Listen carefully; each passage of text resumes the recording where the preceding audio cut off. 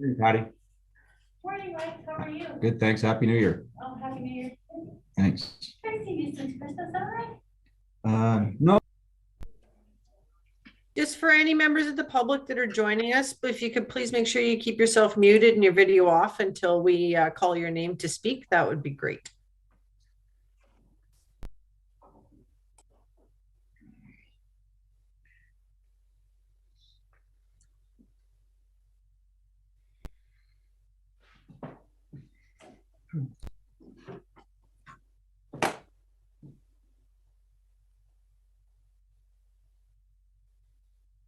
Okay, I see it just turned 9 o'clock. I'd like to call the meeting to order. And this is our first committee meeting of 2022, and welcome everybody. And first order of business is I'll ask for any disclosure of pecuniary interest. I don't see any. We'll go to public meetings. Welcome and good morning. Today there is one public meeting in accordance with the Planning Act regarding proposed development applications under the Planning Act. I am pleased to advise you that this is the first public meeting broadcast live on the Township's YouTube channel, where a recording of this meeting will also be available. Notice of the public meeting was sent by first-class mail to all property owners within 120 meters or 400 feet of the subject properties and to any person that made a written request for notice. Signage was also posted on the subject property to provide information about the application. The notices exceeded the minimum 20-day requirements of the Planning Act due to the holiday season. The purpose of the public meeting is to inform and provide the public and Planning and Development Committee with an opportunity to ask questions or express views with respect to the proposal.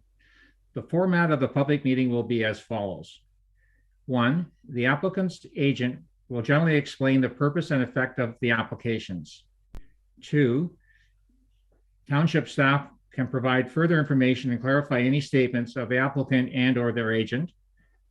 3, next, the public will be permitted to ask questions and express views on the proposal, and then the public portion of the meeting will be closed. And 4, lastly, members of the committee will be given the opportunity to ask questions for clarification on the proposal and provide comments. At the conclusion of the public meeting, the applicant, their agent, and if required, Township staff will be given the opportunity to respond to the questions and comments received. No decision will be made today on the proposed subdivision and zoning bylaw amendment applications subject to the public meeting. Following this meeting, the information obtained will assist the county, township, and applicants team to determine next steps.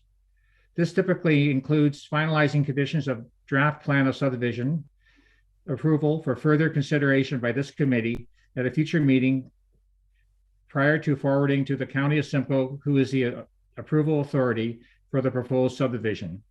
The township is the approval authority for the proposed zoning bylaw amendment, for which a decision will not be made until after the county first makes a decision on the proposed plan of subdivision.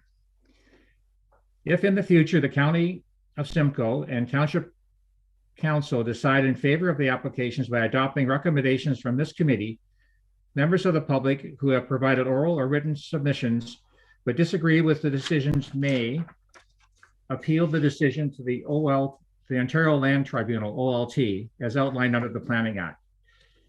Individuals attending the public meeting by YouTube, Zoom, or by telephone may email or call the clerk, Allison Gray, to submit contact information to receive notice of the decision of applications. So now we have a public meeting for 3879 Town Line, Plan of Subdivision and Zoning Bylaw Amendment applications. I'll now call upon the applicant's agent, Eldor Theodore from MHVC Vaughan and his team to present the information provided by within item C 1.13.1 of the agenda package and explain the purpose and effect of the applications. So is Mr. Theodore there? Yes, thank you. Good morning. Yes, Eldon Theodore. Good. How are you doing? Good, thanks. So I'm going to share screen.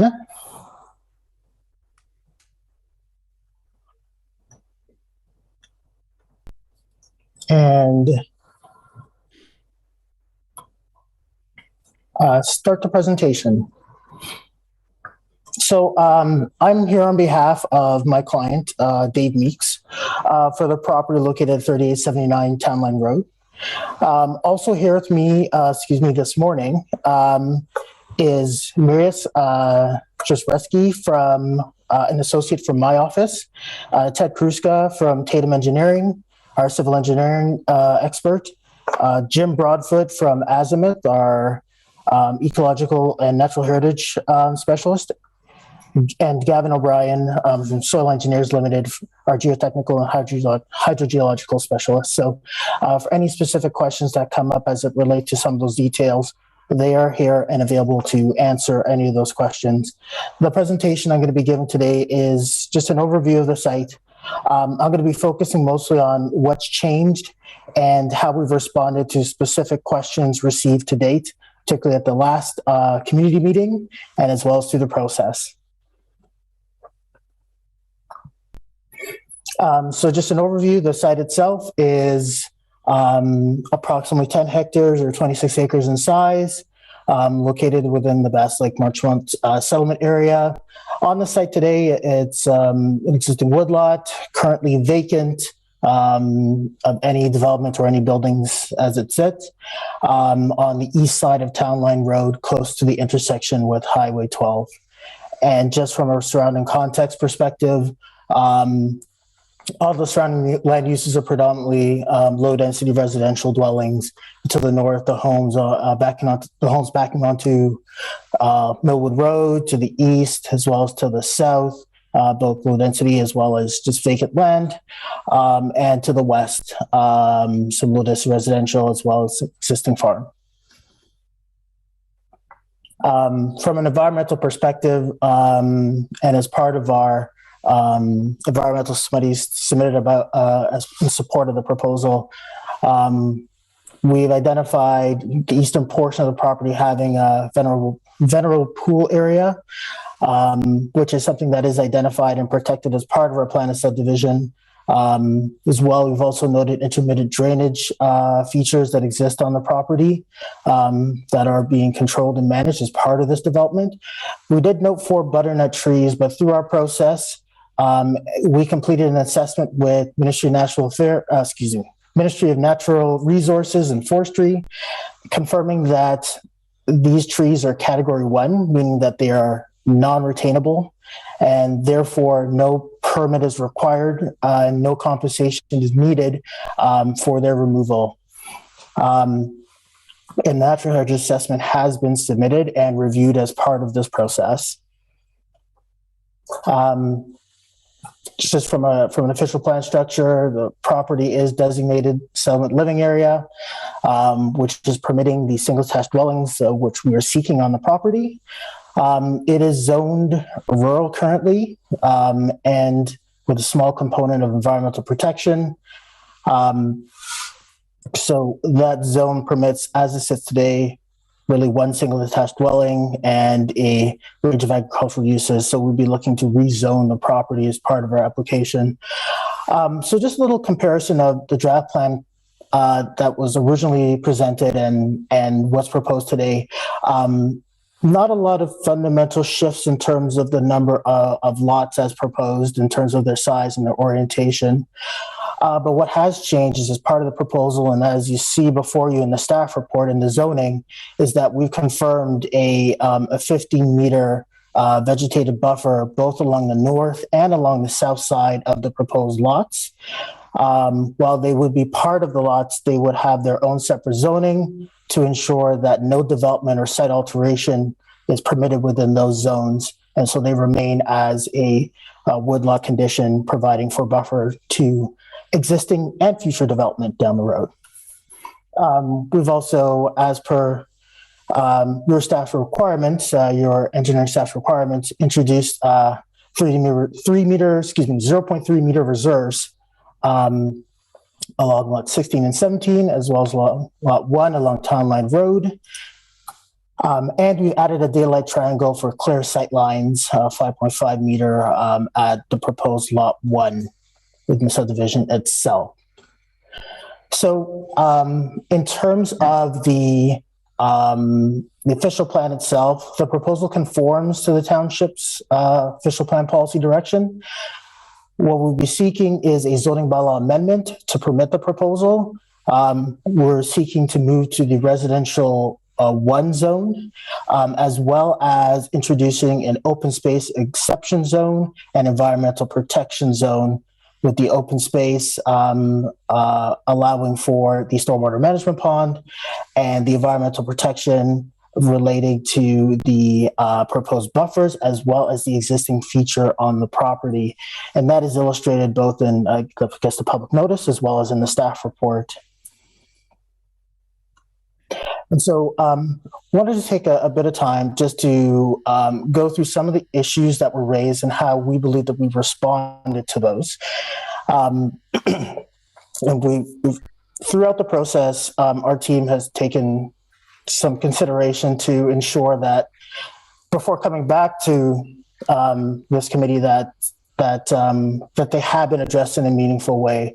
So just going through them,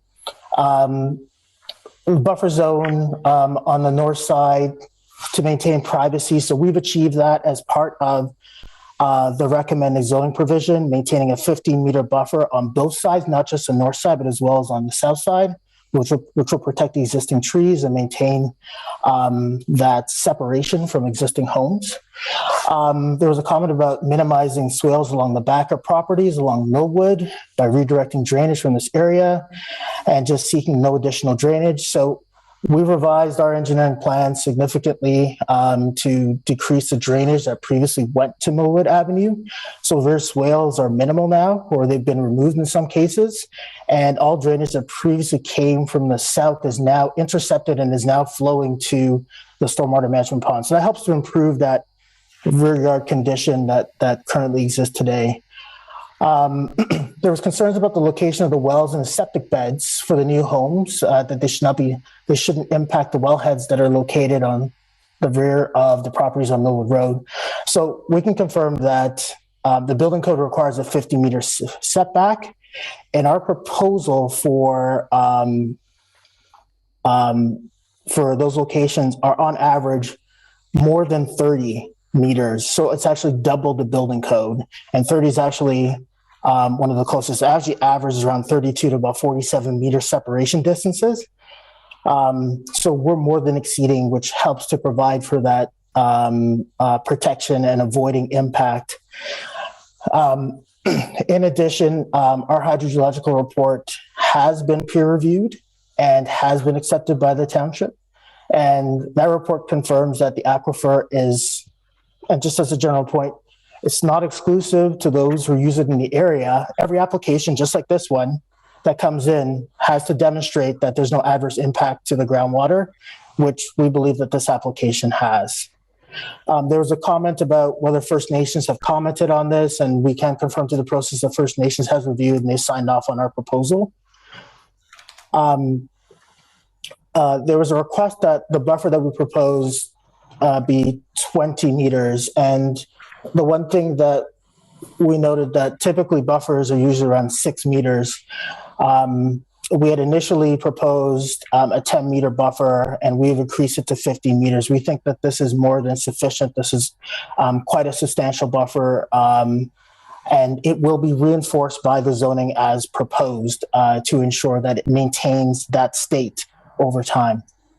There were concerns over having one entrance to the subdivision, and in our view, the single road entrance is not uncommon in the township, and especially for such a short distance for only 19 lots, it's not something that rises to a level of unacceptable adverse impact. But our plan does contemplate a future road allowance to the south that allows for future connections should the lands to the south develop. So that's just good planning principles to ensure that there is connection and continuity for future development. It was noted that there are spots in the treat areas now that never dry up and ponding occurs. And there was concern raised about the West Nile virus. And so we believe through our design that areas that currently pond will be improved, where lots are proposed and where drainage is redirected, helping to improve that situation. And just as a point of clarity, The stormwater management pond will be controlled and it will be active with water flowing in and out. Storm ponds are not stagnant. They're always moving. So it will not be a ponding situation. In our view, it will not be both the situation at the rear of the lots and the active pond in combination will really limit the risk of any situation of West Nile virus occurring. The question of if any fencing will be proposed along the shared property line for privacy, we haven't proposed any fencing. That would require tree removal for installation, which is something we don't want to do. We want to maintain the trees within that area.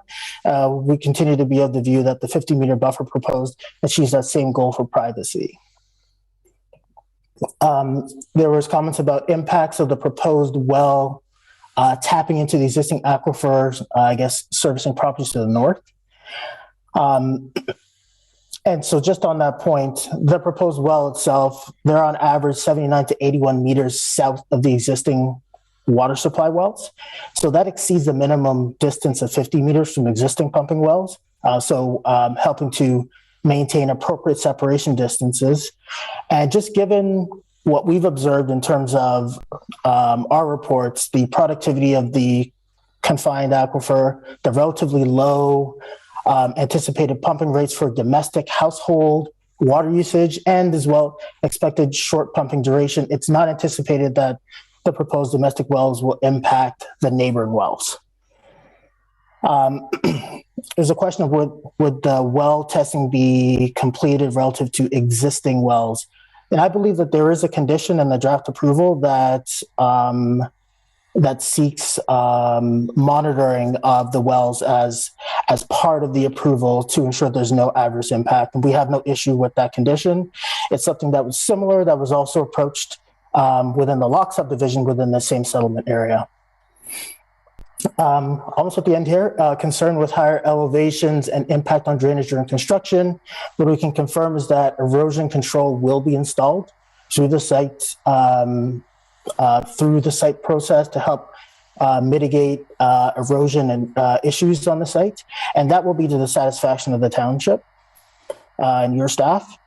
And the majority of the site drainage will be to the stormwater management pond, post-development of this site.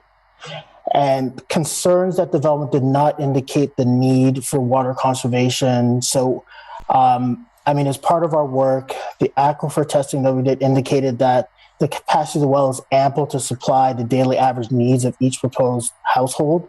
So each individual homeowner has the ability to implement their own conservation practices, but there is no fear or that these additional houses will result in an impact as a result to aquifer capacity. And just the last point was that there was a concern about well interference for swimming pool filling and how that may impact if some of these homes have pools in the rear yard. And what I can confirm is that filling pools is considered a household need. And that household need in terms of general pool filling has already been contemplated in our hydrogeological study, which confirmed that there is aquifer capacity for that.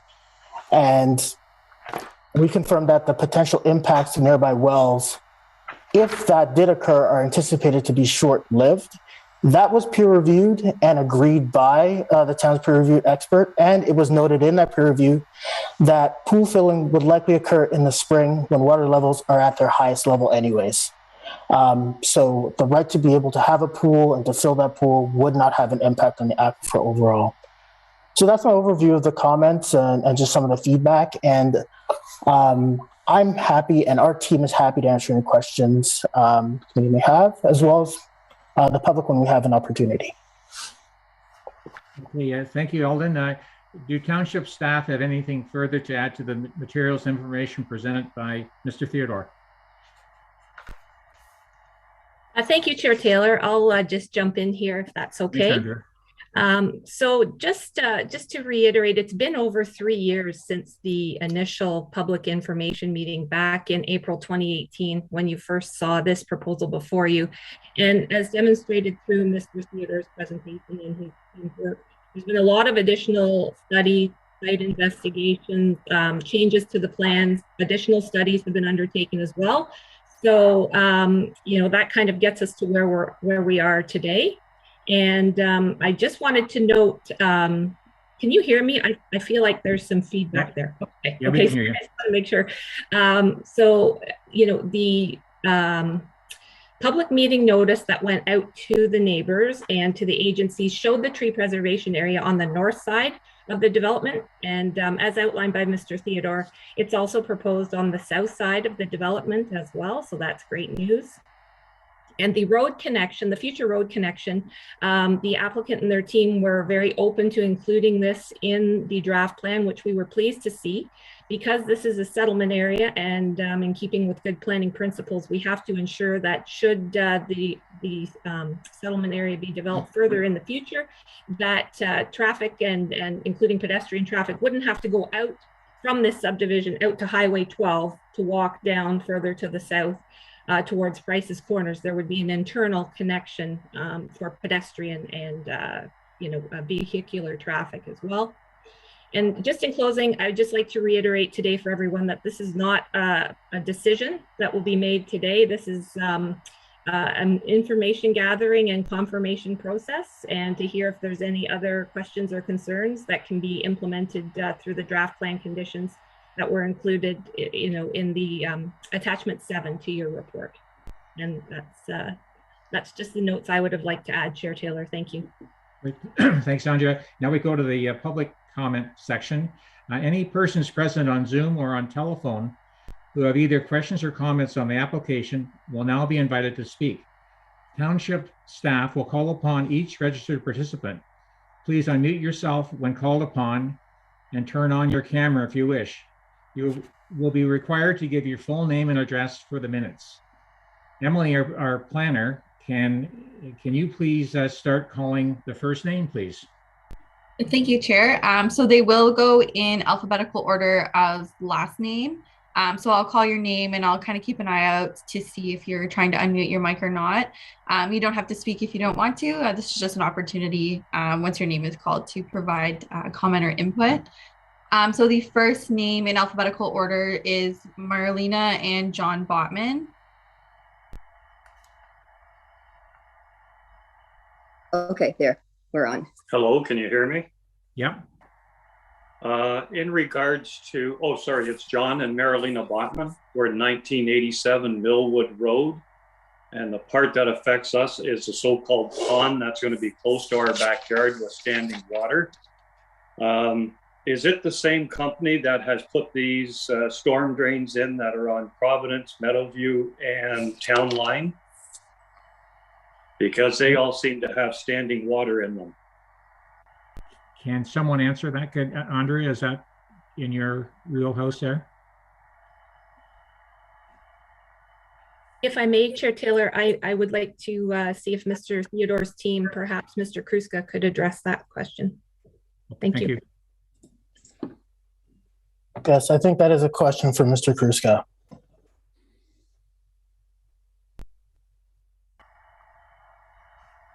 Good morning. You can hear We me? can hear you. Very good. This development is actually a different developer than Providence and the other particular developments you may have mentioned. However, they are generally designed in the same principle where stormwater management, the storm sewers collect the rainfalls and direct it to the stormwater management facility. There is also groundwater that would be going in and out of the stormwater management facility. So there's generally always movement in there. If you were to go to the stormwater management facilities on the other developments and look at the outlets, you would see that there would actually be usually steady flow at all times. So, but yeah, so generally in principle, they are the same. There is the forebay and the main cell, and So the 4-bay would take on the influx of the initial stormwater management storm events, and then work through the main cell and outlet. So, so I don't know if that completely answers your question, but it is a different. Those were different developers, and however, they're still the same design and same principle. It's the same company that put those ones in? No, different Okay. different companies. Okay, because they look rather unkept, and it looks like there's always standing water in them. And then it was brought forward by the last township meeting that there was a natural foliage that could be put in place of one of these instead of having these ponds. And then the other ones are fenced and look look unkept.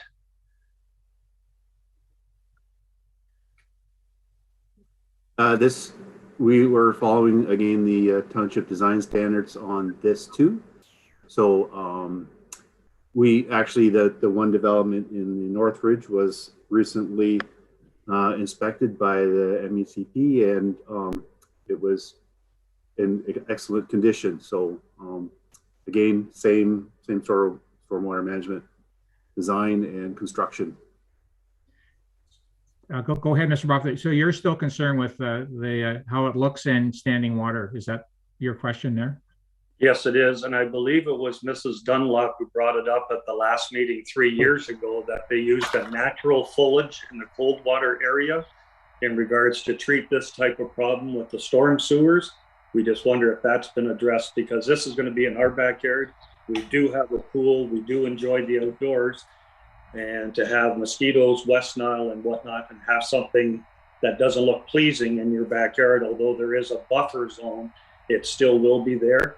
We've put in urban ditches to get rid of any standing water around our house.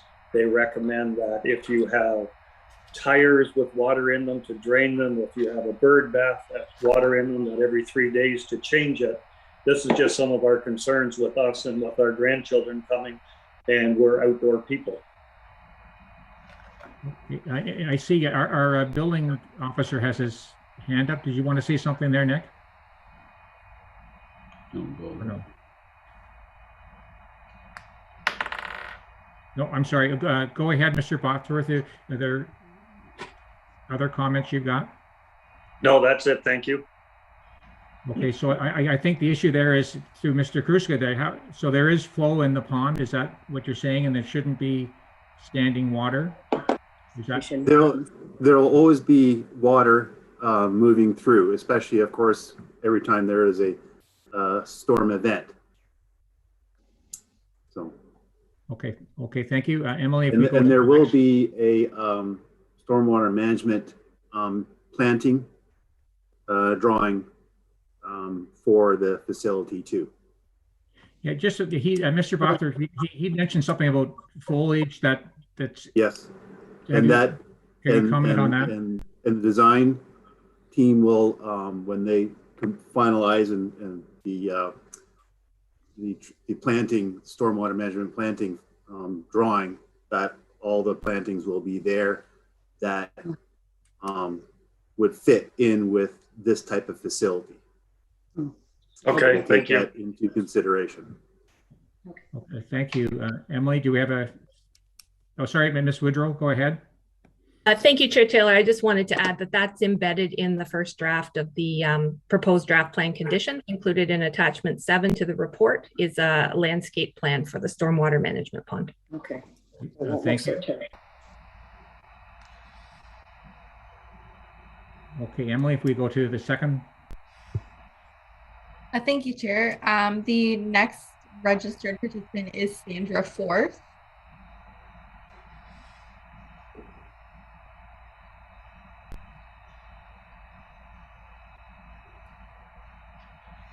If Sandra doesn't want to speak, we can move on to the next participant. That would be Jeff Marshall. Okay.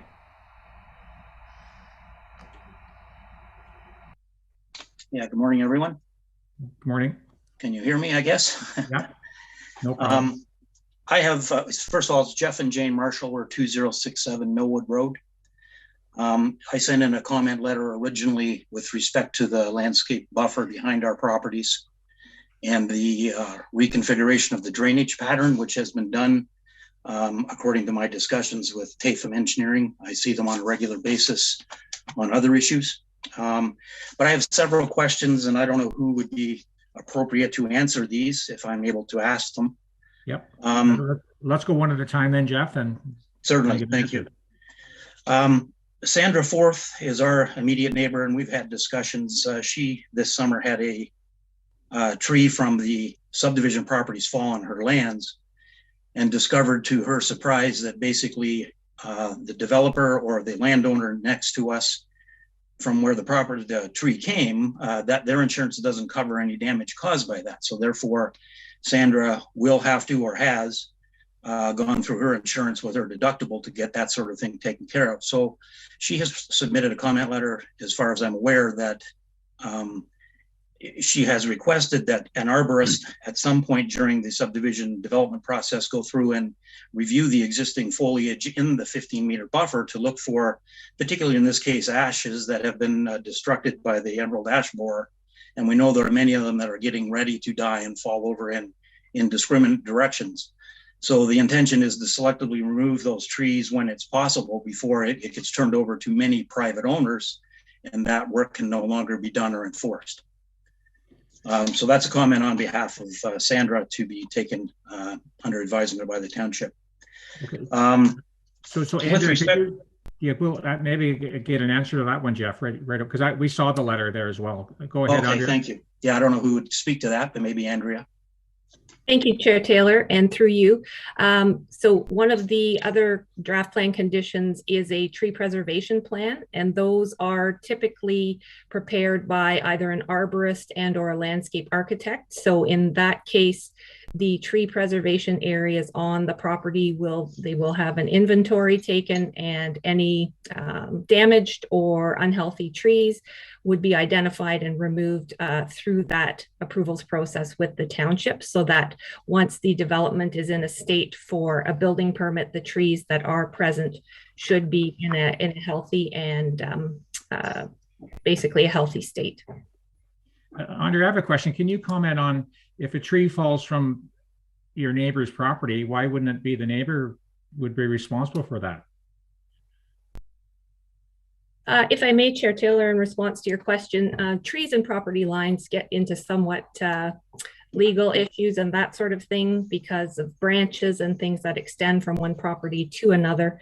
I'm not quite sure about insurance details with respect to that, but I know that sometimes that does become a good neighbor issue. Hopefully two neighbors can discuss together and resolve, but if not, sometimes legal counsel has to be consulted regarding trees and crossing property lines. So we've tried to take a proactive step here and ensure that a tree preservation plan will be required and that any damaged and or unhealthy trees are addressed as soon as possible.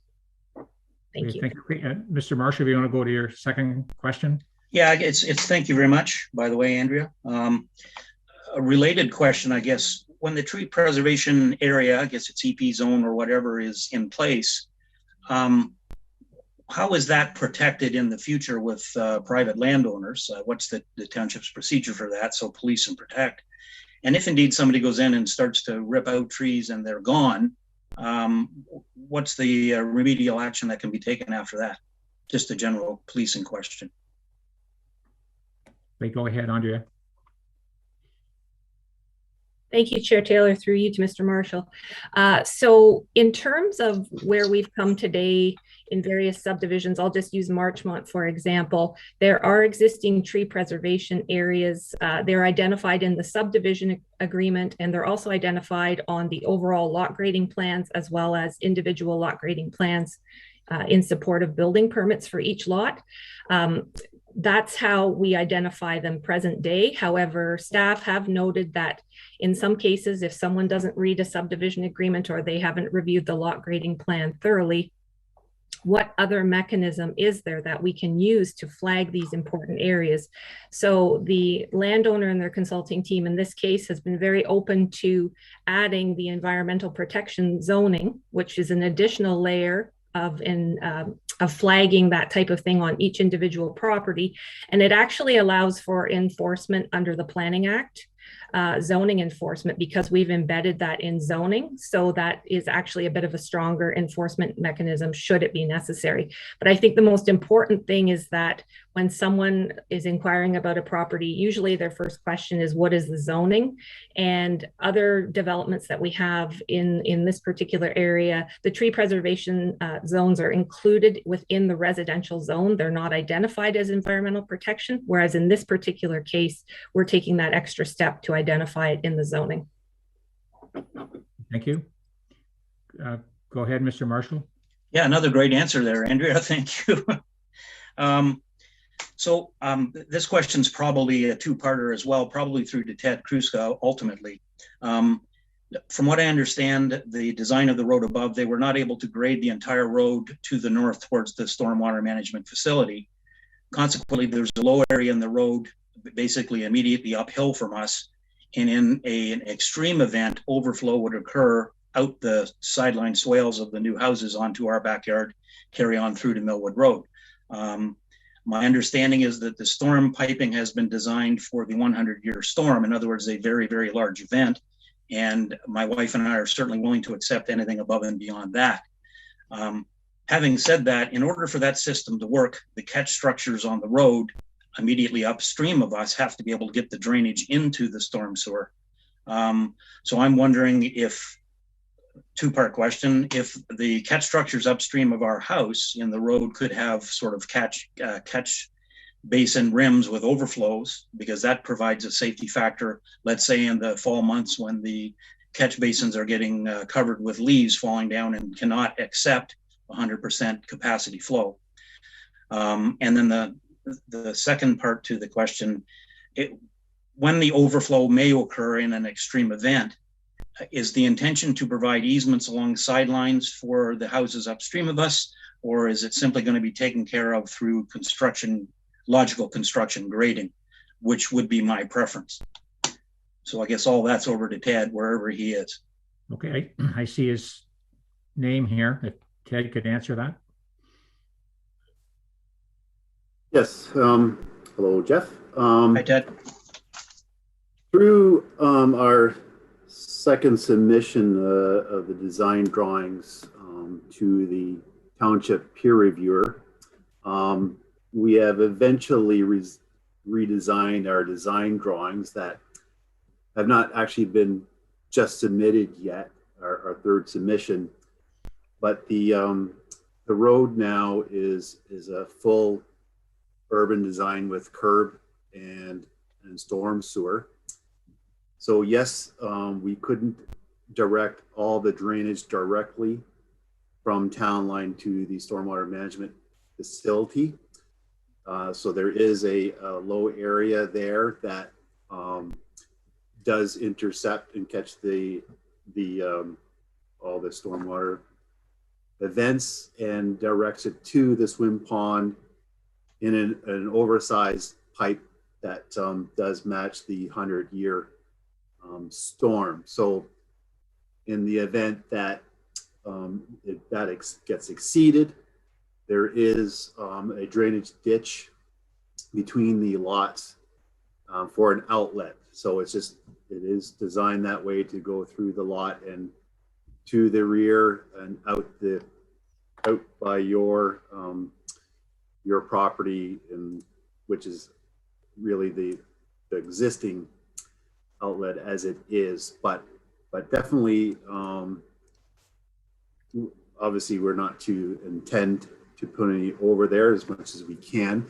We do have in the design work for the stormwater management,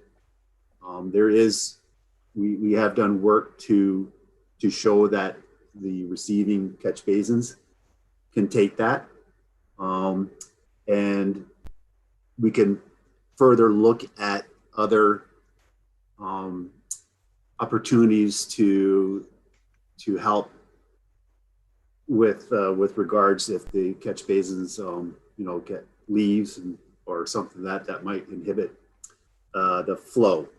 So I certainly can take that under advisement and noted in that we will look at that too. So, so yes, we won't need an actual easement on your property, and I understand you wouldn't. That's not something you would actually pursue anyways, which is correct. So I think if you want some additional clarification, just again, that answers your questions. Okay, thank you. Back to you, Mr. Marshall. Yeah. Sorry for taking up so much time. That led to a bit of another question for me, Ted. Sorry. Yeah. But I'm trying to understand when this overflow may occur, probably won't ever, but if it ever does from the new road, will it be through some sort of an installed ditch or swale? In other words, is there going to be a ditch installed? Is it going to pass all the way down to our property line? In other words, are you going to be removing trees along this swale, or is it just going to outlet to the natural surface? The swale is it's going to be a constructed swale that will be in front of the tree preservation EP lands, and then it actually just goes right to the existing drainage outlet by your property. So in other words, there's no physical connection through the 15-meter easement or EP lands? Not through the EP. The EP lands will, except for right at the where the outlet is, there will be an outlet at that point to the property line. So I'm confused. So, wherever this outlet is, in other words, you will be cutting down trees and installing something through that EP land. Yes. There's significant slope at the rear of that property. Does that have to be done? Can it not be just released to overland flow onto EP lands where there is no development supposed to be happening anyway? I would prefer that. There is significant slope. So I will look at that and note that. Excellent. Our next submission. Yeah. So that'll be in the minutes that we'll see the follow up to that. Okay. I think I have one more question, if I'm allowed. Sure. Absolutely. From the studies that have been completed, what is the proposed tree clearing window? Because normally it's between, let's say, something like April 15th and October 31st. You're not allowed to remove any trees. What is the date that have been established in this case? Okay, if Andrea could speak to that. Thank you, Chair Taylor, through you to Mr. Marshall. So this site, due to bat habitat and migratory bird habitat, the tree clearing window is actually between October 31st and January 31st in any given year. Holy. January 31st, you said? That's correct, yes. Thank you very much. I think that's it for me, unless I'm allowed to come back later if something else happens. Yeah, if something comes up, absolutely. Yeah, they're good questions, and we'll go to the next person, Emily. Thank you very much. Thank you, Chair. The next registered participant is Derek Oglesby. Okay. I'm not seeing Derek unmuting his mic, so we'll move on. The last registered participant through the Zoom link is Susan Wallen.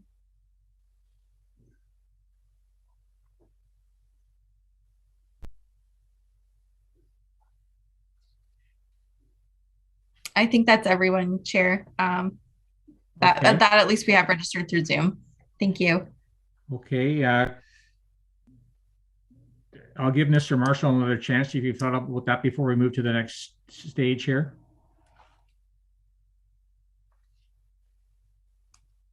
Okay, so could the Director of Planning and Development please summarize the additional correspondence that has been submitted on this application and provide any further information?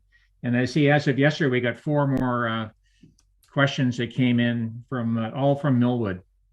So I'm not sure how we can we skip through each one then, Andrea, if that's okay? Absolutely, Chair Taylor. I will go through each one and I'll provide a high-level summary. And Good. then we also received one additional one subsequent to the email that was sent to the committee members last night, which I'll also summarize. Great. So the first piece of correspondence received is from Dolly Shetley from Hydro One, indicating no comments or concerns with the proposal at this time. The second piece of correspondence is from the Simcoe County District School Board. It indicates at this point in time, the Marchmont School is currently at capacity. However, there are available spots at schools in Aurelia, and they ask that we include this in the offers of purchase and sale.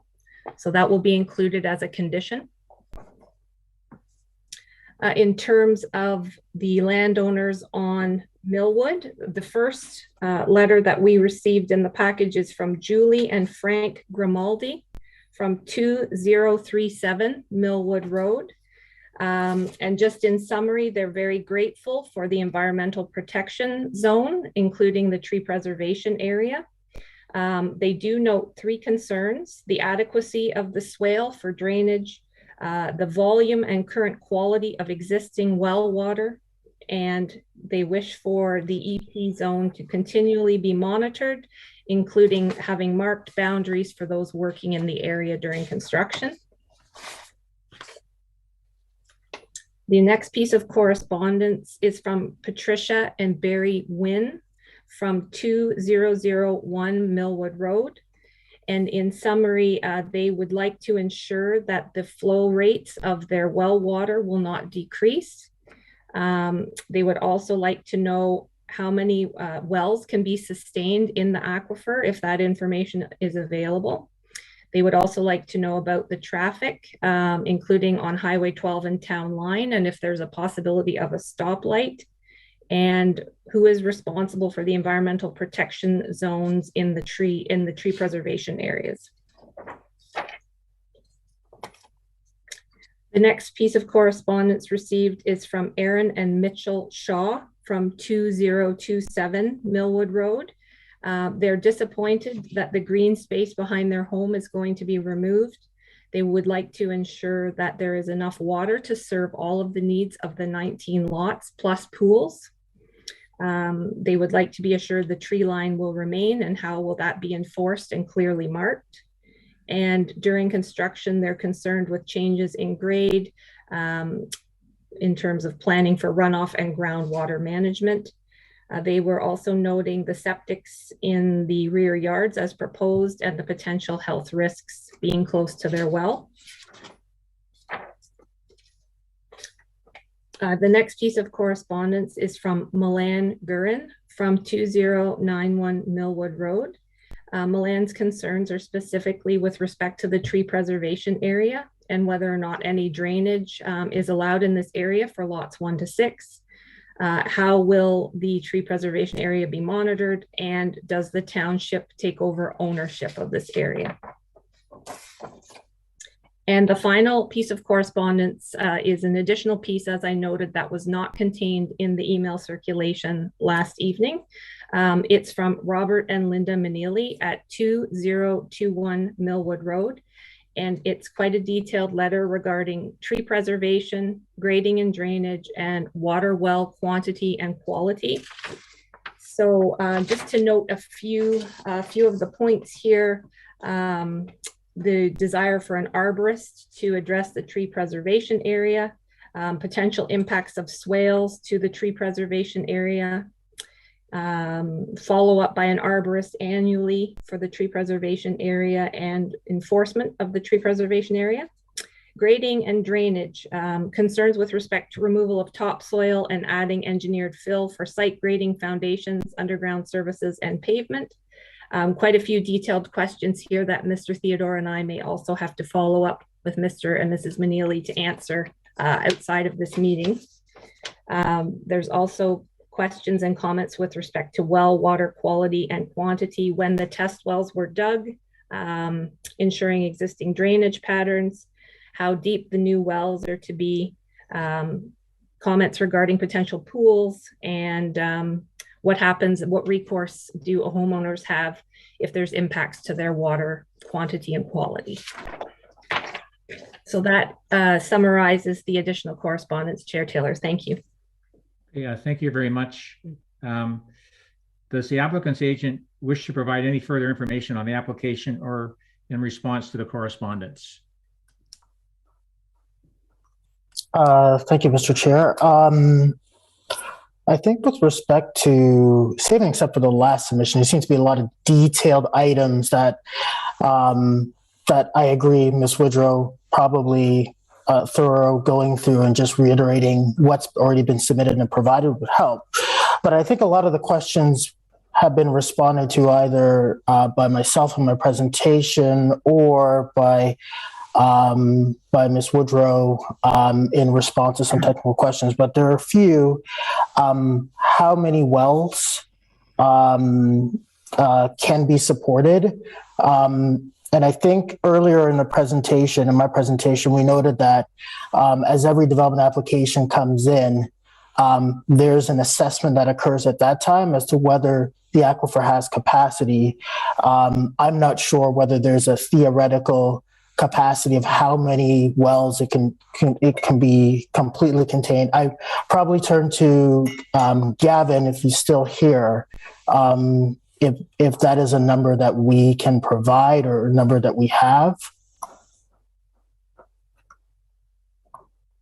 or is it a realistic question?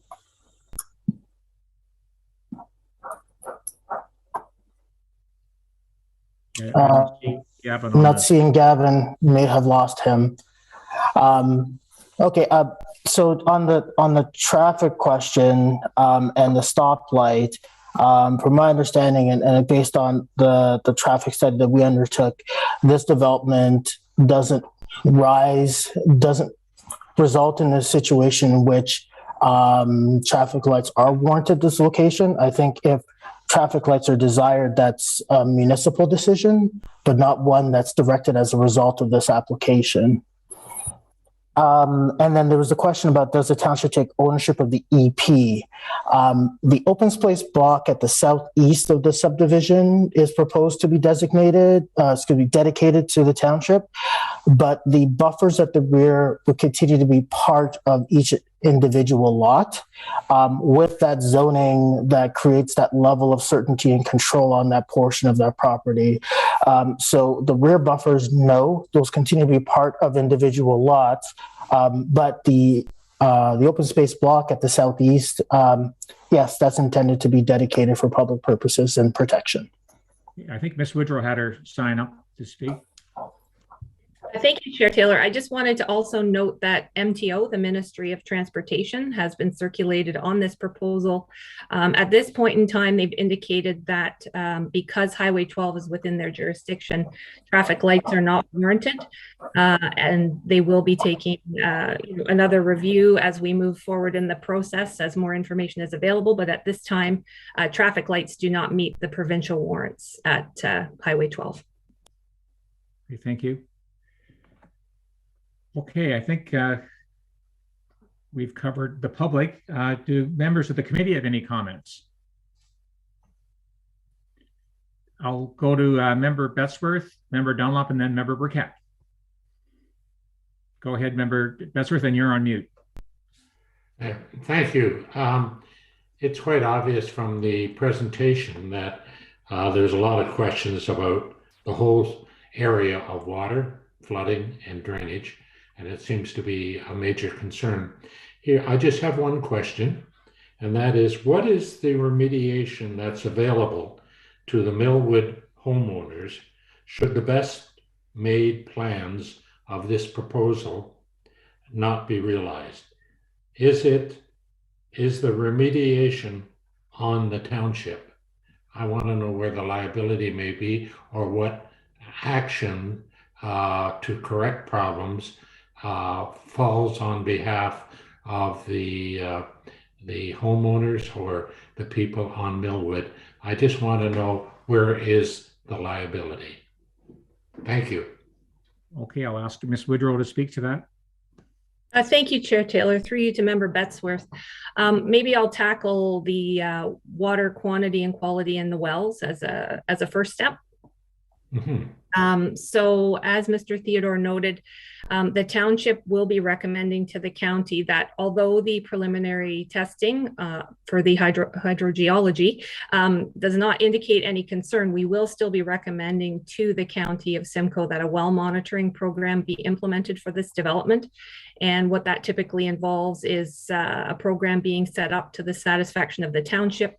It can involve securities being posted with the township in the event that there is a well failure or well being compromised.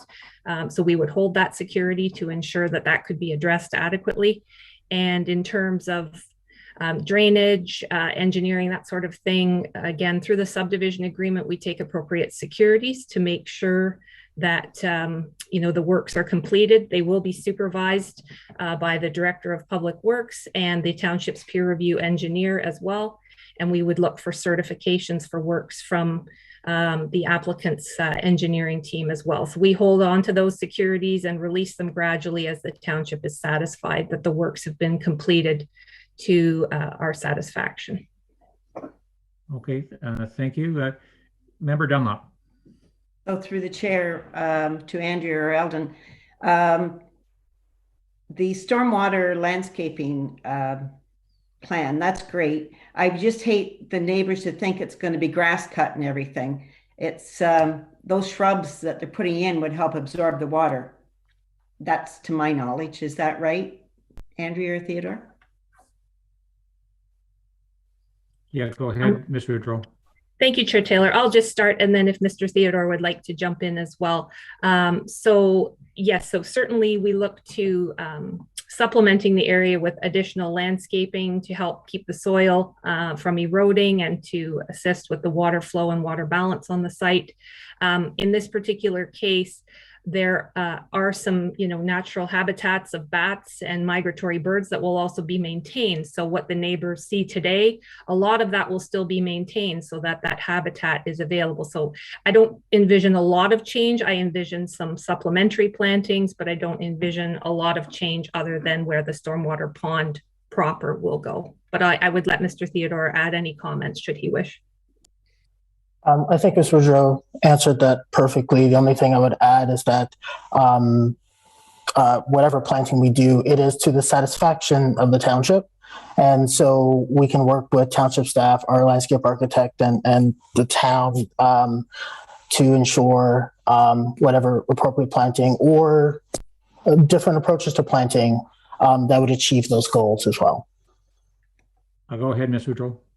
I apologize, Chair Taylor. I had one other thought I wanted to share, and that Severn Sound Environmental is our peer reviewer, and they have reviewed some of the initial proposals and will continue to assist us with this file moving forward. Thank you. Thank you. I have one more question, Chair. Yeah, go ahead, Member Donald. So through the chair, it was stated that the Marchmont School is full and that children would have to go into to Aurelia or Warminster or whatever.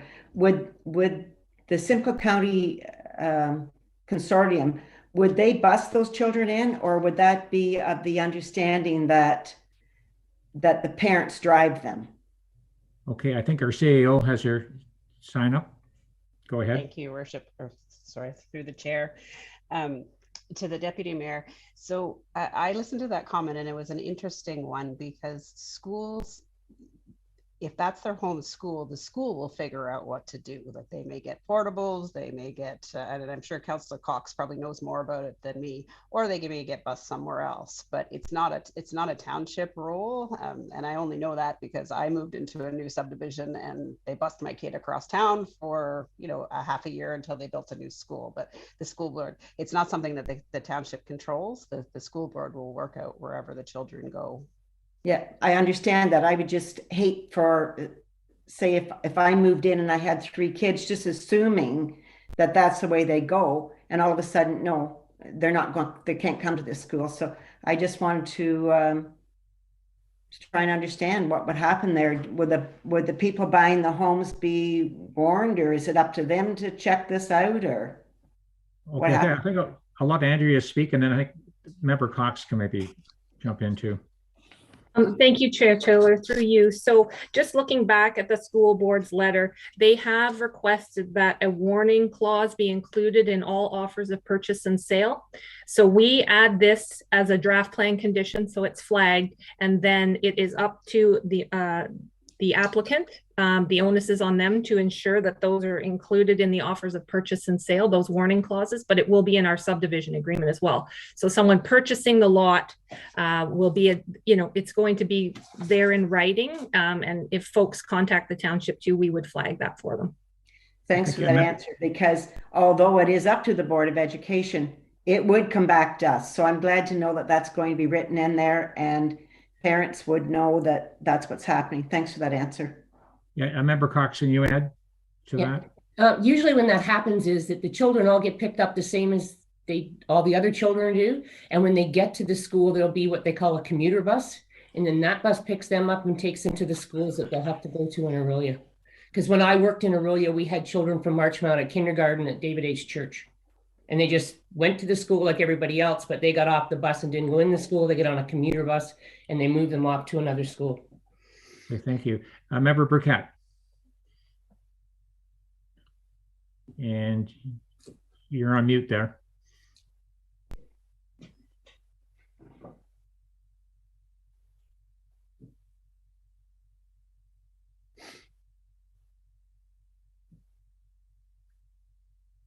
Can you get yourself unmuted there, Your Worship? Hold your space bar down. Well, we're waiting for Member. I have a couple of questions. Member Cox first. Go ahead. Through the chair to Andrea. So I'm assuming that this EP zoning is going to be on title on every piece of property. I got it, Dave. Thank you. If I may, through you, Chair Taylor, to Member Cox, it's not necessarily on title, but it is embedded in the township's zoning bylaw. So it's applicable law for a building permit or any other development activity on the property. Would it not, supplementary, would it not be better if it was on title? So that would be a little more obvious to whoever buys or sells again. You know what I mean? Like somebody buys and then next year they sell. Like, I just think that would that not be something that would be a little more obvious to people? If I may, through you, Chair Taylor, to Member Cox. So the subdivision agreement itself, which we'll discuss, the EP areas in general, is something that is registered on title and accepted through the registry office. The zoning itself is not something that I believe anyways that can be registered on title, but I mean, we can always look into that, but in my experience, I've never seen zoning registered on title. It's a separate bylaw that stands under the Planning Act separately. Okay, it's just that with sustainability and climate change and people taking trees down, I just thought if there was some way where we could flag that so that when somebody goes to buy a house, if a lawyer doesn't catch it, because we get a lot of that, like, oops, the lawyer didn't catch it. The other one I was thinking about was, and it's just not just because of this one, but the interest and the concerns came up about well usage. Is it possibly when these people sell these lots that are on wells, should there not be, or maybe the contractor, should there not be some information on how to properly look after a private well and the usages? Because they shouldn't be putting in lawn sprinklers and they shouldn't be doing things that they're abusing the aquifer with. And I find many times that people don't understand that. And then when someone has to go tell them that, excuse me, you don't put your sprinkler on for 6 hours when you're on a private well because it's not good for everybody else or your well or your pump, they don't understand that. And I don't know that that's our responsibility, but I'm wondering if that is the developer's responsibility. And that maybe from here on in, people should be being a little more concerned about sustainability in our aquifers. If I may, Chair Taylor, through you, if it would be the direction of this committee, we could include the requirement for the applicant to produce an educational information bulletin or brochure to be included with the offers of purchase and sale on water conservation, that type of thing. I think it's a good idea, only because I see abuse constantly around me, which slows down when some neighbor has to go over and sort of tell Like, this is not what you do. And we've had situations where it has been abused and there has been some issues, but when it stops, it's okay. Anyway, it was just a thought that went through with everything going on in the world today, that we need to be a little more concerned about our environment. Thank you. If I can add to that, Member Cox, that could possibly take the form of the homeowner's manual, and that could probably adjust both water conservation as well as tree protection. Perfect. And that's something I think, working through you, Ms. Woodrow, that's something that we could develop as part of that process in order to provide that level of assurance. But I do take note of that point. And it is something that we've done in other jurisdictions. And it's something that's simple to do, but has a long-lasting impact. Thank you very much. Okay, Member Burkett.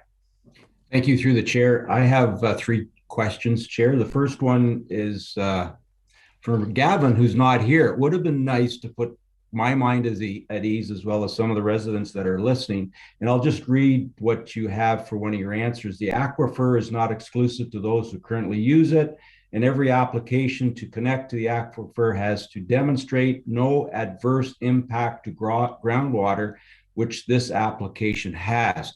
So maybe an education piece from Mr. Gavin, I guess, as to how they arrive at this and how it's not going to adversely affect any of the other homeowners that are in the area.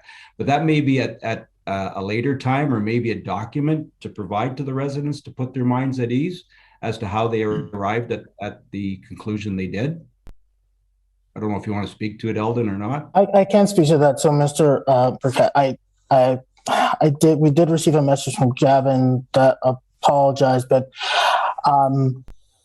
what I can tell you is that we've gone through at least 5 resubmissions back and forth between our consultant and the town's peer review consultant, SLR, I believe, in terms of hydrogeology and the aquifer, to get to a level of comfort that the proposed 19 lots, as shown, the aquifer as it sits can support all 19 proposed new wells for domestic use, without impact to those existing wells.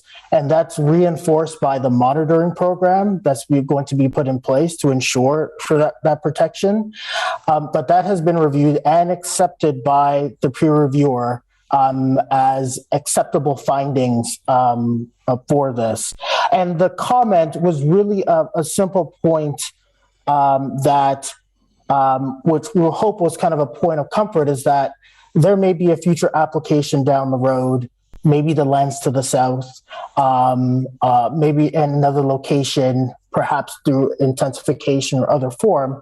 But when those applications come in, they have the same obligation as this application to do the same exercise and demonstrate the same thing to this committee and council, as well as to the township's experts, that the application will not have an impact. And that's really what that point was just trying to make. Thank you. Supplementary through the chair, if I may. Yeah, let Andrea speak, and then your supplement question, Andrea. Thank you, Chair Taylor. My apologies, Member Burkett. I didn't mean to cut you off there. I just wanted to add just to what Mr. Theodore said. So there are provincial guidelines by the Ministry of the Environment that set out minimum criteria for what has to be done when you do a hydrogeological study for a subdivision. And at this point in time, our peer reviewer is satisfied that those 3 criteria have been met. That includes adequate water quantity and quality by pumping tests and quality tests, ensuring there's no offsite contamination from, say, an industrial use, which is not the case here, and then also ensuring that there's no impact to surrounding wells, as Mr. Theodore mentioned, which was also done through, various pumping tests and borehole monitoring, that sort of thing. So there's been active investigation. I can say hydrogeology has probably been the topic that has caused the most time to pass since the meeting in 2018. There have been additional boreholes drilled on site, lots of additional testing. And just in closing, the draft plan conditions in attachment 7 do stipulate that for certain areas of the site that the wells have to be drilled below a certain depth to ensure that they are deep enough in the aquifer so that there's no adverse effects between new residents, between their own wells as well as off-site wells. So, and then we've just buttoned that up and just said, well, let's do a well monitoring program as well, just to be sure, even though those preliminary tests have been fine, just belt and suspenders, let's do the well monitoring program as well, due to the concerns of the neighbors. Okay, I think Member Burkett, you had a supplementary question. Thank you, through the chair to Ms. Woodrow. Thank you. And I'm glad to see that there will be some money set aside should one of the wells go dry. Could you just maybe, for the benefit of myself, just explain like the well monitoring, like how will that work for some of the neighbors that have concerns? Like how will that unfold should they want to have their well monitored, should they go dry in the future, based on the 19 new homes that are proposed? Okay, go ahead, Ms. Woodrow. Thank you, Chair Taylor, through you to Member Burkett. So while the details haven't been worked out yet, I can speak in general terms in that the program would have to be implemented and participated in by the neighbors. So the neighbors would have to voluntarily allow, well tests to be taken from their water supply. So the first thing is that they have to be able to and be willing to participate in that program. And then the township would, contain provisions within the subdivision agreement that just stipulate how much security is to be held and for how long that program would be in place. I mean, it's not going to go on forever, but typically there is a sunset date whereby if there's no immediate impacts, then the developer would gain their securities back. So all that would be detailed in the subdivision agreement. Thank you. So just one other question to Mr. Marshall's comment about the EP area and the drainage. And it was confusing what you said to him, Eldon, and I'm still a little confused. So am I to understand that some of the trees in the environmentally protected area may have to be cut down? So to your worship, that wasn't my response. That was a response from Mr. Kruska, yes, who was speaking, I think, to the drainage outlet. Ted, if you're there, could you elaborate, please? So at the particular outlet for the emergency overflow, currently there is a opening that is proposed for tree clearing.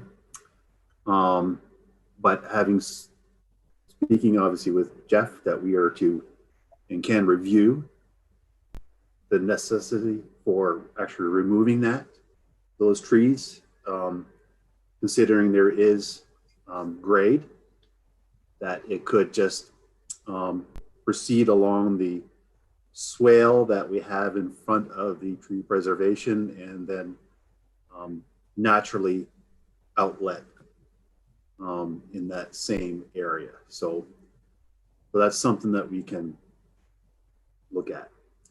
And that's sort of separate from an arborist going through and identifying any trees that need to be removed within the full tree preservation area. So Ted, I'm still a little confused. Are we allowed to cut trees in the EP area, or are we not? Well, it's not designated as an EP area yet, right? Well, So the area that's designated EP on the proposed piece of property, are you looking at cutting some of the trees for drainage in that area? No, that's you're referring to by the stormwater management area. No, we are right. not. I was speaking to Jeff's comments, Mr. Marshall's comments, and I was a little confused from your comments. It sounded like you were looking at possibly having a drainage, some sort of drainage through the EP part. No, not by the stormwater management, the designated EP at that end. All right. Thank you. Hey, Member Cox. Sure, yeah, through the chair to, I'm not sure, it's just a piece of information that I remembered. Years ago, there was a major hydro-G report done on that whole area, plus across the road where the subdivision is by the Horseshoe Valley Road. And I'm not sure who did it, but I know it was done because of the development, all the development that was going to happen in that area. So I don't know, maybe the county has it, I don't know, but there was a huge one done for that area because they had concerns, and I'm going to say 10, 15 years ago, on the fact, would there be enough water for that settlement area to survive and have all private wells? So I don't know where you might find it, but I know there was one done. Okay, Ms. Woodrow. Thank you, Chair Taylor, through you to Member Cox. I just wanted to note that the final hydrogeological study has a study radius of 500 meters as required by the ministry guidelines. So it does actually just take you to Price's Corners. You actually reach Price's Corners through this subject study. So I just wanted to note that. Okay, thank you. Just in case anybody wanted to look it up. Okay, Member Burkett.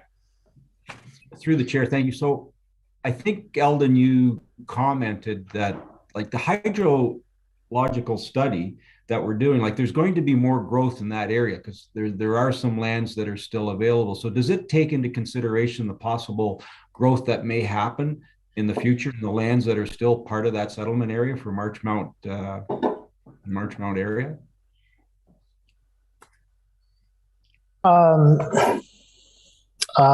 Thank you, Your Worship, for the question. My understanding is that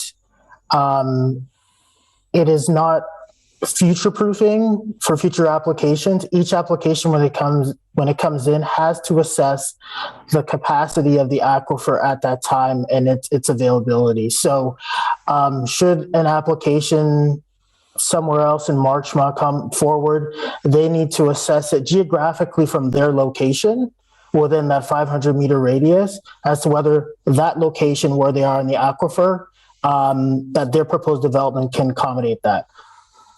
Okay, thank you. Okay, I had three comments here. So number one, is there a sidewalk here? Yeah, it's in the report. If Ellen can answer that. I can't recall where we landed on that, Ms. Woodrow, relative to the sidewalk. I mentioned it because the Simcoe County Board of Education implied that there would be one. If I may, Chair Taylor, in response to your question, yes, there is a sidewalk proposed on the north side of the proposed future road. Okay, thank you. I remember we had gone back and forth on that. I can't remember where we landed. Thank you, Ms. Woodrow. And then I read somewhere that the open space was going to be privately owned. Is that, but then I heard it's going to the township. So where did I read that? Ellen, is that true, or Ms. Woodrow? If I may, Chair Taylor, in response to your question, the most recent discussions are that at this point in time, it was to be left in private ownership. Should it be something that would be acceptable to the city, or sorry, the township, we would have to look at that further with the Recreational Advisory Committee, that sort of thing. But at this point in time, it is to remain in private ownership. So my question is, who is that when all the lots are sold? I can respond to that, and apologies for the misdirection on that open space block. If it is maintained in private ownership, there is an ability through future application of plan a condominium to establish parcels of tied land for that piece that would maintain it, that would give each landowner within the subdivision ownership rights of a portion of that overall piece of property. So that's the mechanism in which you could control that, and then it would be managed and taken care of through just a small fee that's typically taken from landowners. That's one approach that can be taken. The other is an easement. You can establish an easement over it. That's another approach. It's not as binding as a plan of condominium, but there are mechanisms in which you could do that. And again, as part of the discussions that we continue to have with Ms. Woodrow. Okay, and then my last one is just re-commenting on the water. Item 16, page 32 says the owner shall implement a well monitoring program to ensure the protection of existing neighboring wells, and then in brackets, to be outlined in more detail prior to council's consideration. So I'm very keen to see the actual proposal to see how this thing is going to work, because we have other developments happening that I'm sure this is going to happen again. So that's one I'd like to make sure we don't miss it. Ms. Woodrow, and then Mr. Theodore. Thank you for your question, Chair Taylor. So definitely, as you know, the subdivision agreements come to council for endorsement. And so certainly that will be something included in the subdivision agreement and will be reviewed with the committee at that time. Okay, thank you, Mr. Theodore. Ms. Woodrow answered it perfectly. Okay, thank you. So if does anyone else have anything to, even if any members of the public have any questions at this point? In that case, can you hear me? Yeah, go ahead. Yeah, go ahead. If you could say your full name and address, please. It's Sandra Forth at 2077 Millwood Road. Okay. I'm sorry, when my name came up, you went through it so quickly, I couldn't find the unmute button. And Okay, I'm so thankful that Jeff Marshall answered or brought forward my concerns, and am thankful that they were addressed, and I'm going to be satisfied, I hope, with the results. So I just wanted to let you know I was here listening to everything, and I am so happy that a lot of the concerns are being taken care of. Okay, thank you. So I'm going to ask our clerk if you have a draft motion for us here.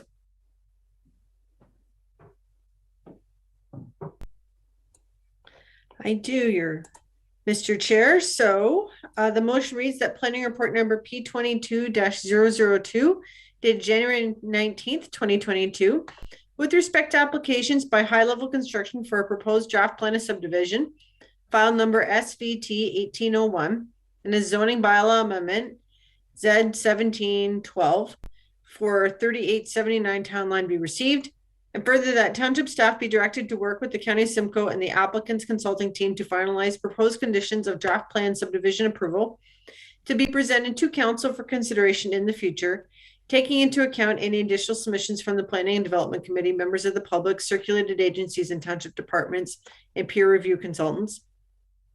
And further, that staff be directed to present a draft zoning bylaw amendment, including holding provisions for council's consideration in the future as a condition of draft plan subdivision approval.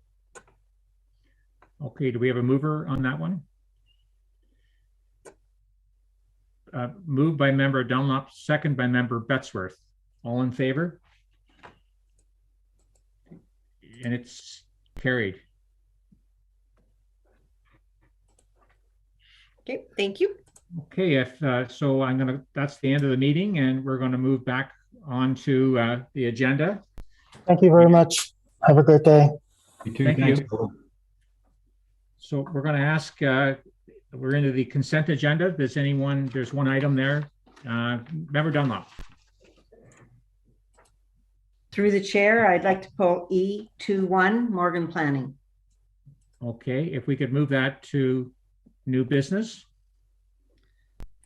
Yes. And then approval of our regular agenda. Thank you. So the motion reads that the agenda be adopted, including consent items with the exception of item E2.1. Okay, we have a mover there. Moved by member McIntyre, second by member Cox. All in favor? Carried. Thank you. Okay, reports from officials for direction. G1, renaming of 2627 Grand Tamarack Crescent. Member Bettesworth. You're on mute there, John. Thank you, Mr. Chair. Can we take a 5-minute break, please? Absolutely. Thank you. So we'll get back here around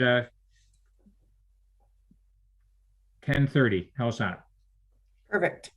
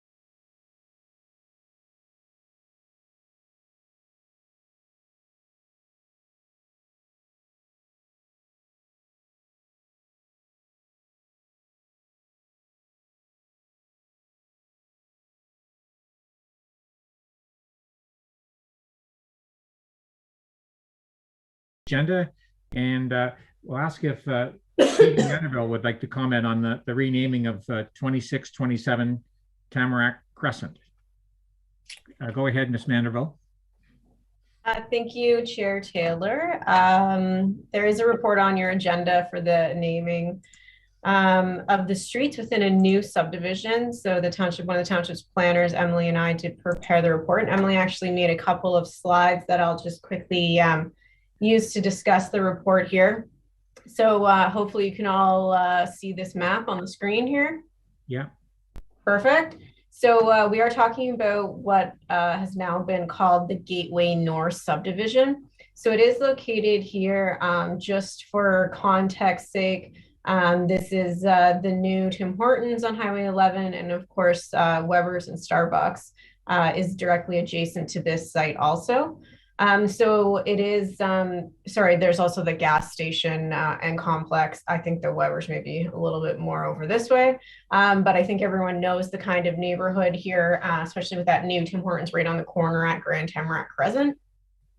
So this subdivision has been before council a few times in the past, and ultimately right now they're working through their draft plan conditions and trying to finalize all the final engineering, all that kind of stuff before we can proceed to any kind of like building permit stage, for example. So it was draft plan approved in August of 2020, and requiring the naming of the streets to the satisfaction of the township is a condition of draft plan approval. So typically what we do here at the township, we don't have a formal policy in place for this type of thing. So typically what we do is we say to the developer, you know, what are a couple names that you would be interested in using? So we did ask for 3 names, pretty typical.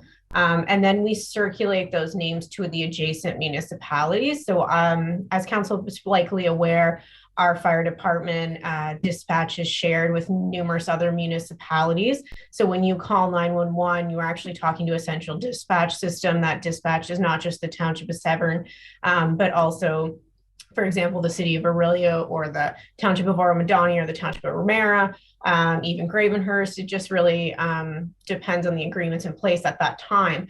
But essentially what we do is we circulate any proposed road names to the adjacent municipalities, because we're trying to ensure there's no confusion. So where possible, obviously, you know, Aurelia might already have a John Street. We already have a John Street in Coldwater, but hopefully, you know, if you're in Coldwater versus Aurelia, but it does get a little bit more complicated if you're, for example, in Severn Bridge. You don't necessarily know if you're in Gravenhurst or if you're in the Township of Severn or if you're in Port Severn.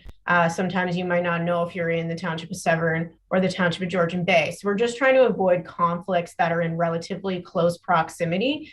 You know, we wouldn't want someone to call 911 and then the emergency services to be dispatched to the wrong location, the wrong municipality. So we did circulate the 3 names to the adjacent municipalities as well as our internal departments here. You'll see in the report, staff did have concerns with Weber's Way. Just given the proximity to the Weber's restaurant or the Weber's barbecue location, we understand, you know, kind of wanting to honor that landmark or that tourist attraction. It's certainly very well known. However, in this case, we think it would just lead to confusion. You know, if someone was at Weber's barbecue and they called 911 and 911 said, well, where are you located? Most people would say Weber's, right? So they wouldn't give the address necessarily. So we don't necessarily want a street name, you know, almost next door with that exact same name. So we are recommending the 2 other options move forward. They did not receive any conflicts from staff or adjacent municipalities. And the reason for the 2 road names, initially, we hadn't thought about 2 roads.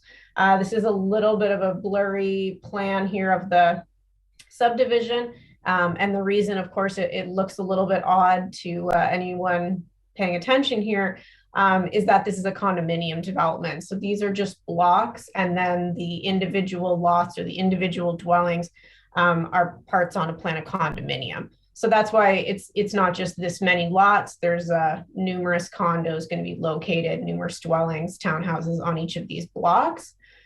So essentially, this is the stormwater pond. The township has a servicing easement that runs adjacent to it as well.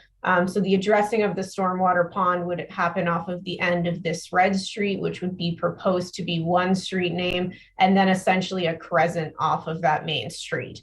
So the two that staff are recommending are Van Am Way and Gateway Drive. And then we would leave it to the developer to determine which road name they would like to assign to which street or road within this development. So that's essentially all staff have on that report, but obviously I'm happy to answer any questions you might have. Okay, thanks, Katie. Do any members have a comment on their choice? Member Dunlop.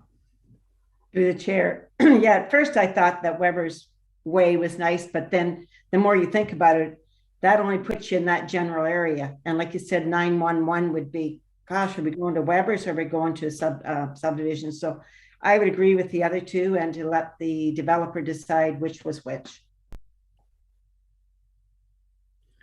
Okay, I think we would, that looks like the consensus there. If the clerk can read a motion for us. Certainly. So the motion reads that planning report number P22-03003 dated January 19th, 2022 with respect to street naming for the Gateway North subdivision be received, and further that staff be directed to prepare a bylaw for the naming of the Gateway North subdivision private condominium road network for council's consideration. Okay, do we have a mover on that, please? A move by member Stevens, seconded by member McIntyre. All in favor? And that's carried. Thank you. Thank you. Now we'll go to section H, new business. Deputy Mayor regarding septic review. Member Dunlop. Oh, through the chair, it kind of says it in my letter to the clerk to bring it on the agenda.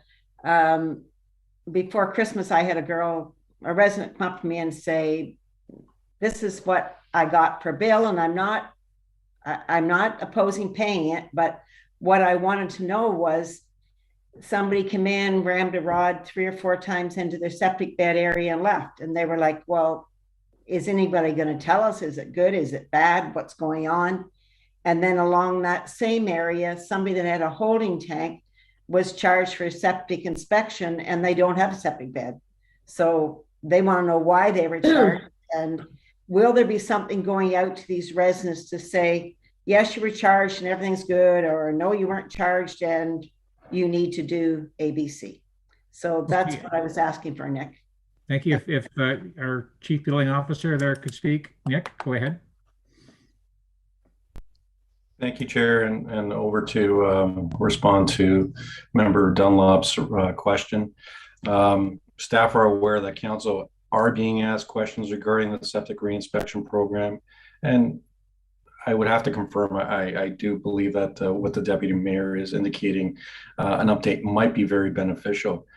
As such, staff are actually looking at putting a septic reinspection update on. Right now, we're looking at doing this update for the 16th Planning and Development Committee meeting. And we're going to be focusing on 3 main issues on that update, advising what has been completed so far, indicating what we have found, and moving forward, what we will be doing in the future. Because it's going to be very visual, what I'm suggesting we do, or what staff is looking at doing, is making it as a presentation with a lot of pictures. Sorry, it might, if it comes just before lunch, my apologies. But with lots of pictures just showing what we are and what we're planning on doing. And I think that's going to answer quite a bit of the questions. So hopefully that council finds that, or committee finds that satisfactory. So supplementary to the chair to Nick, will the residents be getting something to say, everything's good, you're good to go, we did the inspection, you paid your bill or you haven't, whatever, and you're good to go? Will you let them know either way? Because if it was happening to our place here too, I would feel the same. Okay, I've got a bill, but what is it, good, bad, or indifferent? So will there be a letter going to the people, even if it is good? to let them know that. Okay. To Member Dunlop, those who have had an issue have already been contacted, so they got their first notice.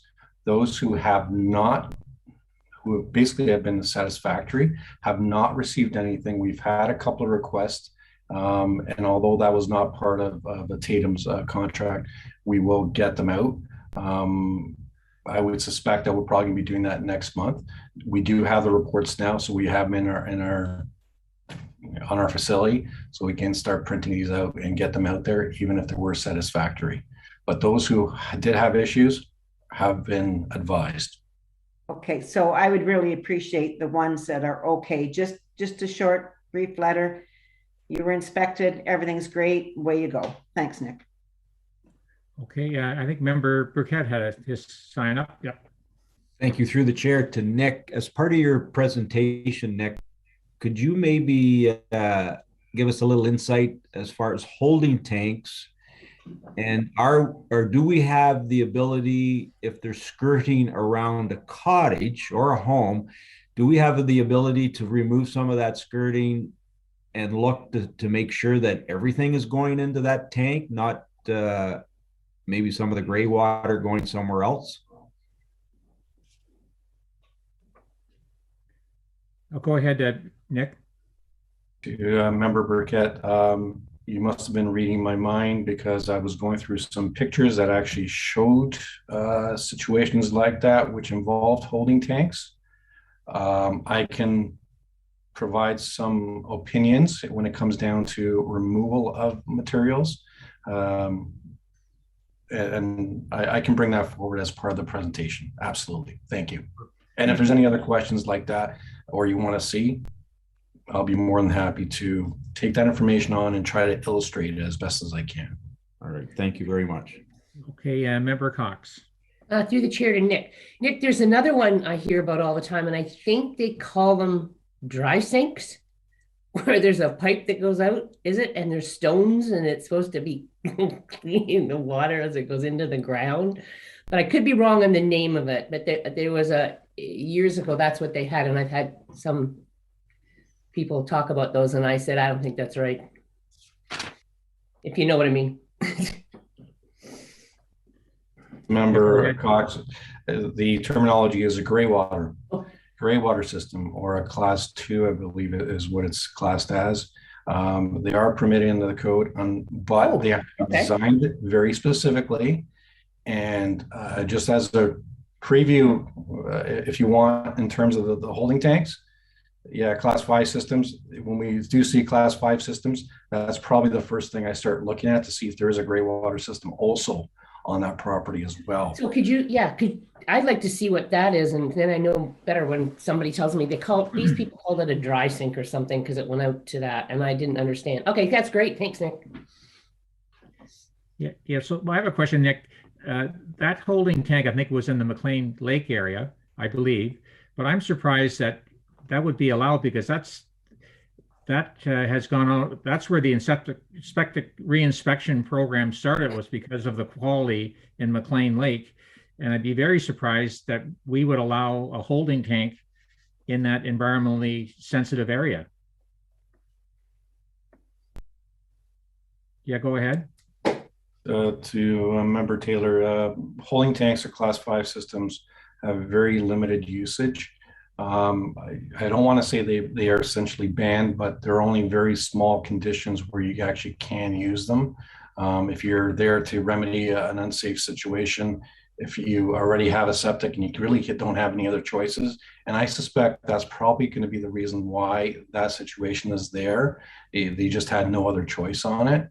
Or only if it's for seasonal use, and seasonal has its own definition in itself, meaning that, it's only going to be there for 12 months and that's about it. There is one other condition. So there is very limited usage. We do in Severn see it on some occasion. Usually it's a smaller lots where they have no other choice. But luckily, because of a lot of alternative systems, you can put much more compact sewage systems that we conventionally see, pipes in the ground in a treatment unit.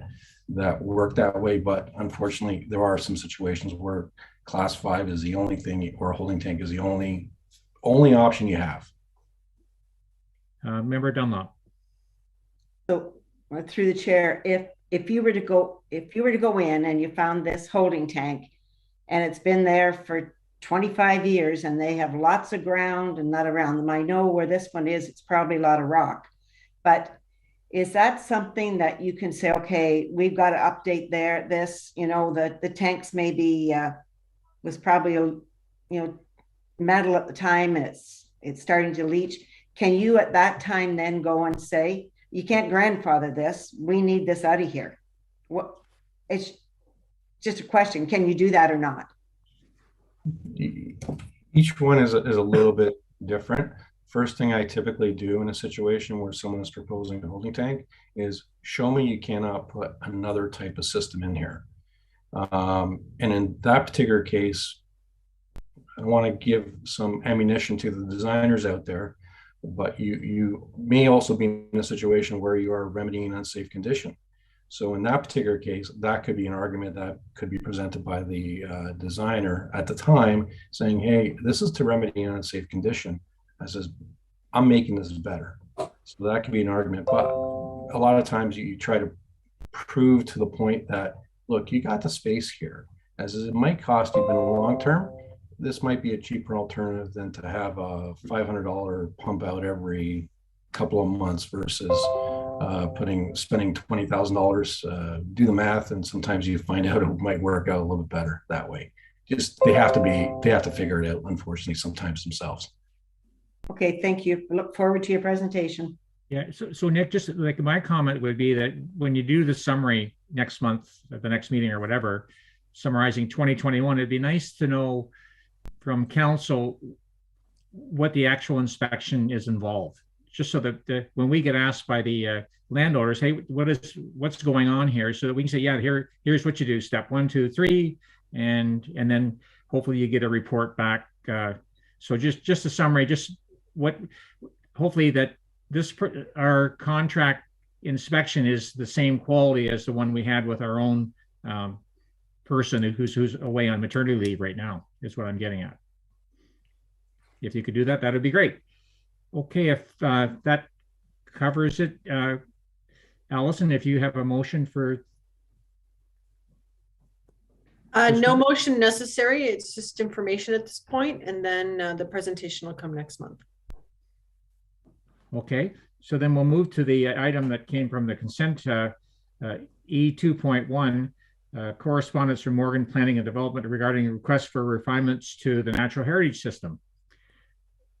I think Member Dunlop asked this originally, and if anyone else would like to have a comment on that. Member Dunlop. Through the chair, is Josh with us today, or was this just his report? Yeah, I don't see him. I see Ms. Woodrow can comment there. Okay. Absolutely. If I may, through you, Chair Taylor, to Member Dunlop. No, I don't believe Mr. Morgan is on the Zoom call today. I can speak to generally what's happening with the natural heritage review from the township's perspective at this point in time, and then answer any questions that you may have as a result. MHBC is currently working on our behalf, going through any potential refinements township-wide. At this point in time, that's a work in progress. Just Monday, I believe, the county was able to finally provide us with the editable layer of the natural heritage system mapping that we had been waiting for. It's a little more complicated than we had originally anticipated in terms of what the program entails and how it works. That's probably why it took so long to get it. But right now, MHBC is in the process of reviewing those potential modifications on the township's behalf. If this committee wishes, perhaps Mr. Morgan's letter could be provided to MHBC as part of that consideration. I know that the properties will have to be looked at that are noted in the correspondence one by one. There are specific criteria at the present time that the council of the county as well as the province are looking at. So some of those properties may or may not meet that criteria. So that's kind of the investigation that has to be undertaken at this point. the supplementary, I see in the letter, it was like he'd already been to it was then the OMB, and it was approved. And now with the natural heritage designation, it may not be approved. So I would like to see these letters go on to the county then, Andrea. But just for natural heritage, to me, when they brought it out years ago, was, help me here, Andrea, was to get your natural wildlife through areas without being stopped. So is it not just good planning that when we plan these things, like you drive down the highway and you see deer crossing signs? Well, they obviously know that's where the deer cross. So if you were putting a subdivision in that area, you would have to work around that. And I think it was Carleon a few years ago, somebody requested a moose crossing sign because he said there's so many moose come through here, somebody's going to get hit or they're going to run into something. So is natural heritage not that also through good planning? If I may, through you, Chair Taylor, to Member Dunlop, absolutely. The natural heritage system includes linkages, which we call, looked at township-wide and then county-wide in terms of providing corridors for wildlife to move through.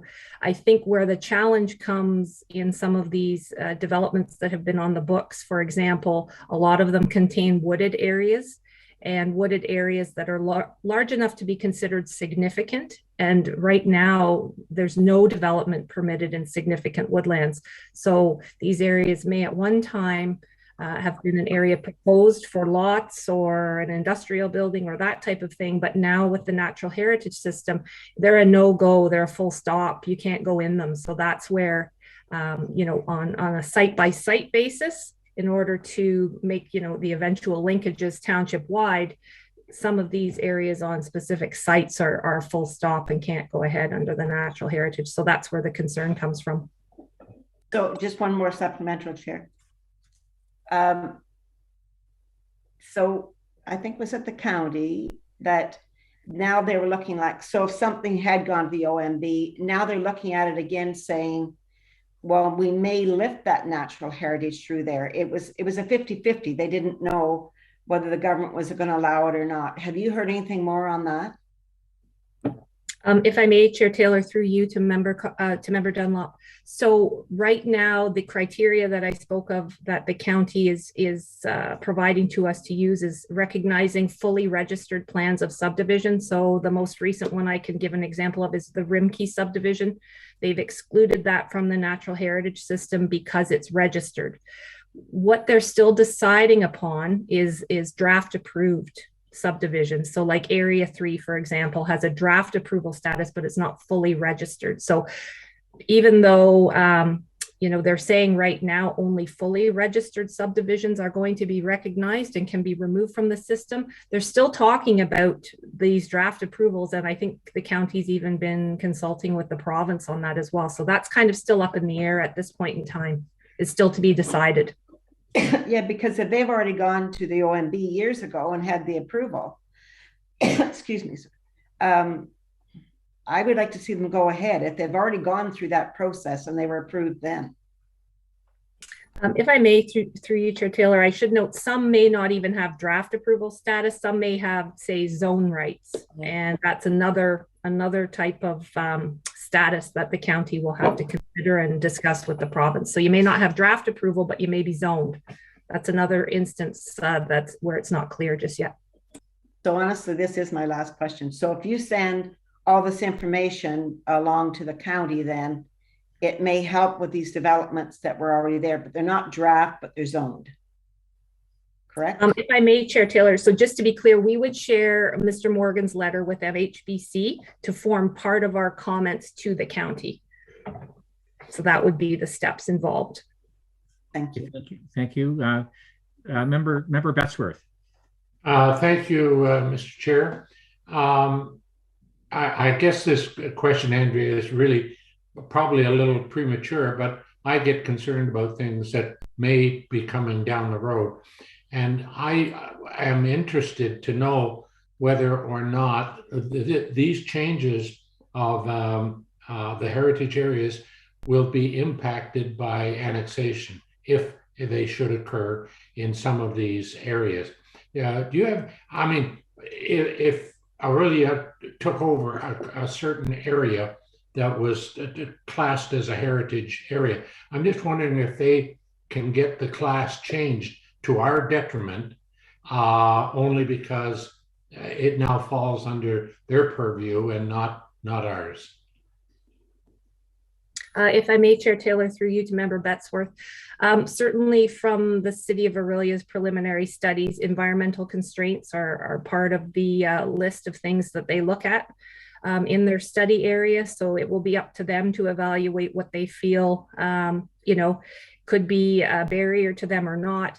Where it gets a little interesting is the natural heritage system does not apply within settlement area boundaries. So if lands that the City of Aurelia is looking at become part of their settlement area boundary, who's to say that perhaps then those lands become exempt from the natural heritage system? That's a possibility, but it is early days, as you noted, but that is a possibility. Yeah, I guess your last comment there is my concern, and we'll just have to wait to see what happens. But thank you, Andrea. Yeah, so Andrea, I have a question. That we got a map one time that was painted yellow, and everything in yellow was natural heritage system. And so do we have other examples, even more to what Morgan has suggested, Morgan planning, to say, hey, I think you've made a mistake here? So there's still more from our end of it as well? If I may, Chair Taylor, in response to your question, certainly we're looking at it from a township perspective with our consultants, but also the onus is on individual landowners. If they do have concerns, such as Mr. Morgan's client has done, they should also reach out to the county directly too, to make sure their own interests are covered. We're looking at it township wide, and individual landowners should also check and see, if they have their own concerns as well. Okay, Member Cox. Yeah, through the chair to Andrea. Just with that comment, Andrea, that's good to say, but how many of them even know what's going on? You know what I mean? Like, I would have to say to somebody, I just looked at this map and I think that you have an issue because you're all green. Because I would assume that most, 90%, unless you're a developer, have no idea about this natural heritage and what it's doing to them unless they've applied for a severance. If I may, through you, Chair Taylor, to Member Cox's question, that's a great point. I think that's part and parcel of our official plan review and looking at this in terms of the broader public interest for the township. So we will be looking at it township wide as part of the OP review, as part of our comments to the county, but hopefully through our OP process as well, and the township's website, as well as the county's MCR page.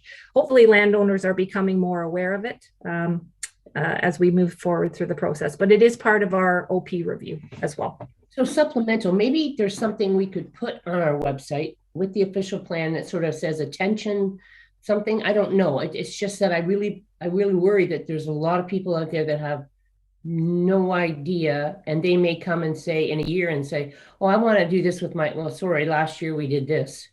So I don't know if there's a way to do it, but maybe you could talk to MHBC about that, or we could do something on our website or our Facebook page or something on our social media. Anyway, that's just a thought, because I really, we all know that's happening. We all know, unless you're interested, you don't know anything about it until it becomes something you want. Okay, thanks. Thank you, Member Cross. Member Dunlop. So through the chair to Andrea, when we look at an area, in a development area, and we know there's lands around it, that there's a possibility coming up there, and that landowner, maybe doesn't live here, maybe they live in Toronto or something, then how are they to know this OP is going on? Because everybody goes on with their life, and all of a sudden they can't do what they want. Do we as a township notify these people and go, this OP is coming up and you've got all this land around the settlement area. Do you think maybe you should be doing something?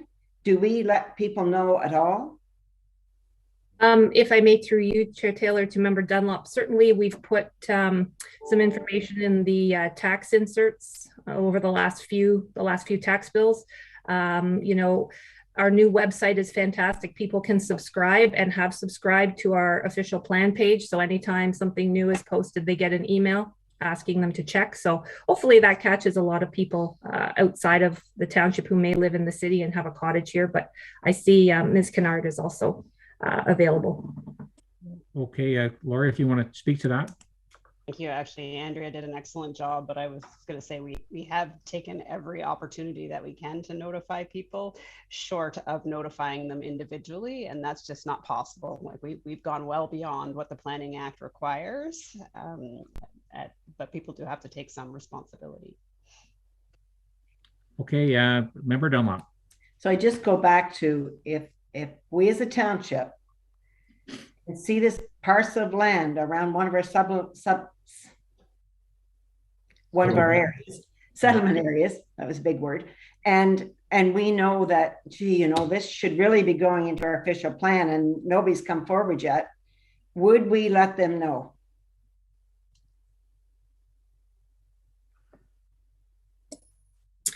Yeah, go ahead. If I may, Member Dunlop, in response to your question, I guess if folks have requested or made submissions to us, I guess that's a fair way of saying it. If they wish to be notified of the decision, that's the short answer. We would let them know. If someone is going to have a land use designation changed and they haven't ever been in contact with the township, in my experience, they're typically not notified on a personal level, like individually. Okay. So do we need a motion there, Allison, or are we taking that as information? I have a motion for you. Good. So the motion reads that the correspondence from Morgan Planning and Development, Inc. regarding requests for refinements to natural heritage system be received, and that the correspondence be sent to MHBC to be considered in the review and refinements of the natural heritage system mapping. Okay, great. Any discussion on that? If not, we have a mover. Moved by Member Dunlop, second by Member Besworth. All in favor? And that's carried.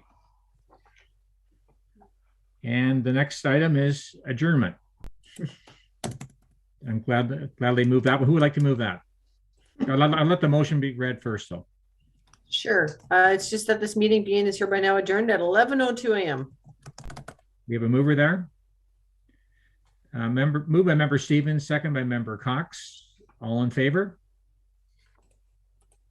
That's carried. So the meeting's over with. Everybody have a great day. You too. Thank you. Yep. Enjoy the sunny day.